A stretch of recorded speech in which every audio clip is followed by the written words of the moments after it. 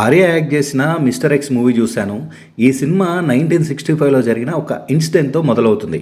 అప్పట్లో నందాదేవి పర్వతాల దగ్గర మిస్ అయిన ఒక న్యూక్లియర్ డివైస్ శత్రువుల చేతికి అయితే వెళ్తుంది.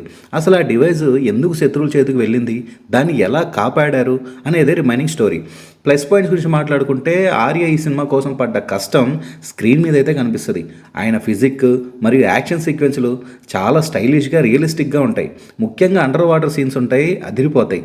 ఈ సినిమాలో గౌతమ్ కార్తిక్ క్యారెక్టర్ సర్ప్రైజ్. ఆయన నెగిటివ్ షేడ్స్ ఉన్న రోల్లో చాలా బాగా యాక్ట్ చేశారు. అండ్ ఆర్య గౌతమ్ మధ్య వచ్చే మైండ్ గేమ్స్ మాత్రం సూపర్గా ఉంటాయి. అండ్ సినిమాటోగ్రఫీ టాప్ నాచ్గా ఉంటుంది. ఉగాండా, రష్యా వంటి లొకేషన్లు చాలా గ్రాండ్గా అయితే చూపించారు. అండ్ బ్యాక్గ్రౌండ్ మ్యూజిక్ ఉంటుంది. యాక్షన్ సీక్వెన్స్కి మంచి హైప్ ఇస్తుంది. సినిమా స్టార్టింగ్ నుండి ఎండింగ్ వరకు ఎక్కడ స్లో అవ్వదు, ఎందుకంటే ఫాస్ట్గా వెళ్తుంది. అనవసరమైన కామెడీ ట్రాక్ లేదు అండ్ సాంగ్స్ కూడా లేవు, పెద్ద ప్లస్ ఇది. అండ్ ఇంకా మైనస్ విషయాన్ని గురించి మాట్లాడుకుంటే స్టోరీలో కొన్ని ట్విస్ట్లు ముందే ప్రెడిక్టబుల్గా ఉంటాయి.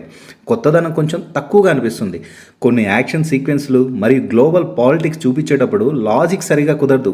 అండ్ మంజు వారియర్, శరత్ కుమార్ వంటి పెద్ద పెద్ద ఆర్టిస్టులు ఉన్నారు. వాళ్ళ క్యారెక్టర్కి ఇంకాస్త స్కోప్ ఉంటే బాగుండేదో అనిపిస్తుంది. అండ్ మొత్తానికి మిస్టర్ ఎక్స్ ఒక కమర్షియల్ స్పై థ్రిల్లర్. మీకు లాజిక్లతో సంబంధం లేకుండా మంచి యాక్షన్, గన్ ఫైట్స్ మరియు ఇంటర్నేషనల్ లెవెల్ మేకింగ్ చూడాలని ఉంటే ఈ సినిమాను చూడొచ్చు. పక్కాగా one time watchable movie. So ఈ సినిమాకి నేను ఇచ్చే రేటింగ్ అవుట్ ఆఫ్ 5కి 3 అయితే ఇస్తాను. సో ఇది అండి ఈ మూవీ రివ్యూ. ఈ రివ్యూ మీకు నచ్చితే లైక్, షేర్ అండ్ సబ్స్క్రైబ్ చేసుకోండి.